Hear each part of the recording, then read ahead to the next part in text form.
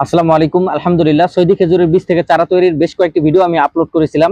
আপনারা দেখতে পাচ্ছেন আমার সামনে দুইটি পটে দুইটি চারা রয়েছে। এই দুইটি সৌদি খেজুরের বীজ থেকে রোপণ করা।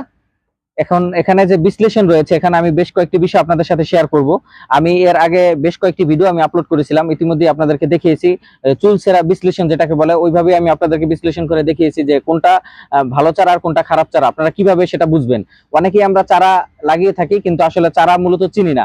এই দুইটি সুগাই নামে যে বিখ্যাত খেজুর রয়েছে, দুইটি সুগাই খেজুরের জাত, বাট এখানে একটি পুরুষ এবং একটি স্ত্রী দুইটি চারা রয়েছে। পুরুষ কিভাবে চিনবো এবং স্ত্রী কিভাবে চিনবো, যখন দেখতেই পাচ্ছেন, ক্যামেরাটা একটু ক্লোজ করো, এখানে তিনটা ডাল রয়েছে, এখানে তিনটি পাতা বের হয়েছে, এটা স্ত্রী। আর পাশে আরেকটি রয়েছে, এক সময় দুটি গাছ লাগানো, পাশে আরেকটি রয়েছে, এটা একসাথে দুইটি পাতা বেরিয়েছে। এটা মূলত পুরুষ পুরুষ গাছ, আর এটি স্ত্রী গাছ। আমরা অনেকেই মনে করি যে পুরুষ গাছ লাগে না বাগানে।